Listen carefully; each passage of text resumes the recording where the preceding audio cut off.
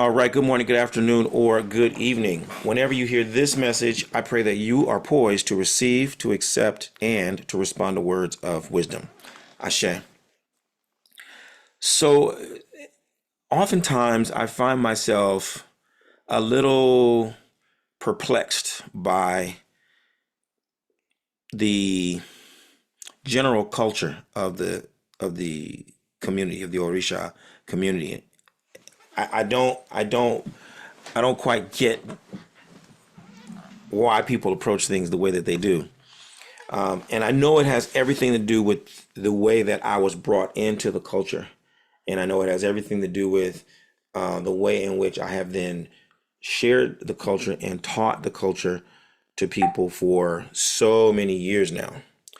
And so today we received a really eye-opening lesson for me that brought me back to the beginning of my practice, and is relative to today's worship. Today belongs to Egbe and to Ogun, and in the process of venerating Egbe and Ogun, we received a couple of lessons that, like I said, they really brought me back to the beginning. And both the lessons were about the importance of giving. In the case of Egbe, we were told about the importance of being generous with our community, with our people, and in particular, being generous as it pertains to, on one hand, food. Egbe talked about the one who was able to ascend the throne because of his willingness to share food, to eat with other people. And the other message was about someone's generosity with work, being willing to share the load and help someone work, right? And so the nature of generosity and being willing and able to give is very befitting of a collective identity and solidifying the relationships between people in a group, which is what Egbe is all about, right? If you think about the combination of working together and then eating together, it actually reminded me of being in Mexico. I was in a maroon village in Mexico, and they happened to be building a house. Young guy, and this is the custom there, where when you come of age, which is like maybe 17, 18, 19, or 18, 19, 20, right? But relatively young, a man will have accumulated enough money to buy supplies and food.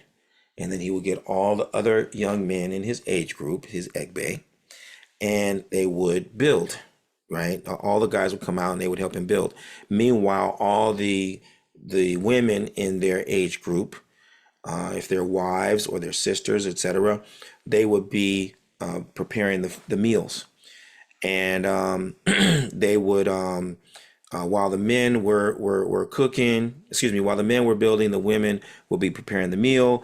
They would finish the day's work, they'd get together, they'd eat together, and then after they eat together, they would go out and they play baseball, right? And so it was a really wonderful opportunity for me to experience that in Mexico, in Veracruz, Mexico. And then the other message that we got from Ogun also talked about the importance of generosity. But in this instance, Ogun was talking about more along the lines of charity, more along the lines of giving to people who need, right? And so we know that Ogun is the keeper of orphans. Ogun protects orphans, and likewise as the hunter. There are verses of Ifa. I can't think of one that talks about Ogun per se, but there are a couple that reference hunters, and the hunter who gives, like the one who in the instance of Egbe, the one who shares the food with others, ascends the throne. In other instances, the one who shares part of his prey, maybe a whole animal if he captures many, or just a leg of the animal, giving it to someone who is in need. This is what allows him to continue to thrive and to be successful. And the one who refuses and is stingy and doesn't want to give, then this person or this group of people end up in a lot of trouble.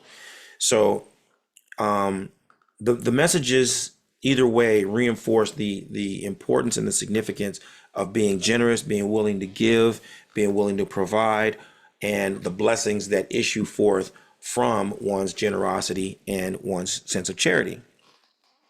Now, this is significant because when I think about the the the spirit of generosity and charity, and just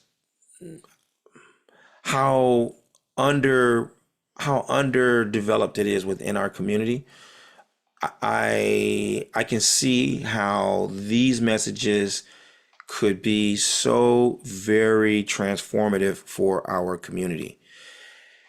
And when I relate it to my own journey and my own experience and my own teachings, I have always maintained from the very beginning, and I'll continue to maintain, and I want to just really lean on it right now, that you should forget about all these fantasies of priesthood. Put that out of your mind. All this stuff that everyone is constantly talking to you about, initiate to this and initiate to that.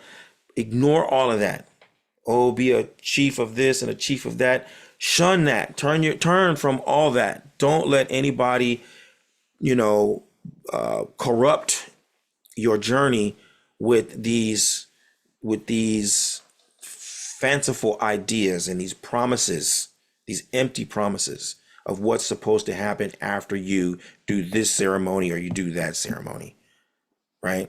Because what you really want, what you really need, why you're being called to this tradition, is to really gain a firm handle on your identity. Who are you really? Why are you here? What are you doing in this space, in this time? That's what you want to know at the base of it. And you're not going to be your Orisha, and you're not going to be this or this initiation or that ceremony. It's not what's going to happen. But what is going to happen is, if you have the courage and the discipline and the focus and the follow through to discover your natural gifts and talents, and then you have the social responsibility to take those natural gifts and talents and identify a group, a person, a cause, a mission, and give your natural gifts and talents to that person, that cause, that mission, you are going to get a more deep and profound and meaningful understanding of who you are and why you're here than anything else. The most gratifying and fulfilling experience you will have is to know what you do well, to master something and know that you've mastered something, and then give it away simply because you know that it's good, right? I'm not talking about giving away stuff you don't want. I'm talking about things that you've mastered, things that you have trained at, things that you are skillful at. Give them away. Give them away to someone who will benefit from them. And you don't do it for fame. You don't do it for money. You don't do it for popularity. You don't do it for acceptance. You do it simply because you know it's good and you know it's going to add value to someone else's life. Okay?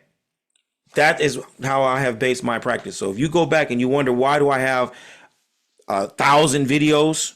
Because that's what I do. I'm not a YouTuber. I'm not an influencer. I am a professional educator. I have been trained at the highest institutions in the world, and I have put in my more than 10,000 hours in the most pristine and prestigious places that you could ever do the work. I've done my work in the high places, right? And I know I'm good at what I do, and I give it away. I have given it away year after year after year after year. Okay. And it has given me supreme fulfillment and gratification to do so. And I've advised many, many, many, many people to do the same. And I have seen them also benefit and be blessed from being able to show up and make a meaningful contribution to their own lives through making a contribution to the lives of others. Because we know Ifa tells us, hey, the one who blows black smoke is going to be followed by black smoke. That means if you living through curses, curses are going to follow you. But the obvious is also true about the opposite. The one who's giving blessings is going to be followed by blessings. If you specialize in generosity, if you specialize in kindness, if you specialize in patience, if you specialize in understanding, if you specialize in facilitating mutual understanding, that's what's going to come through you. You're going to be the first recipient of what you give. So all the joy you get from what you've mastered and all the joy you get from seeing it solve people's problems, you are the first recipient of that. No one can take that away. It's not dependent upon anyone else's agreement or approval. No one can ever turn around and say you did it wrong. No one can ever come around and say it's invalid. No one can ever come around and challenge or question what you have mastered and then given away, and the blessing that gift has bestowed upon somebody's life. It's natural. It's real. So I am so thrilled to see in this stage, at this particular moment in history and in my life, that the divinities are revealing to me the significance of how I've worked and lived over the last 30 years. So I want to send this invitation out to the leaders. I want to invite all of you who want to improve the world through positive influence in real ways, people who want to cultivate positive influence from the ground up and from the inside out. I want you to find out how Oloye, Obafemi Origunwa, and the Orisha Lifestyle Academy can help you take your practice and your life to the highest level possible. Visit me at obafemio.com and let's start working together to help you live the medicine that will heal your life and heal the lives of those who you are destined to serve. I look forward to working with you. Bye for now. Odabo.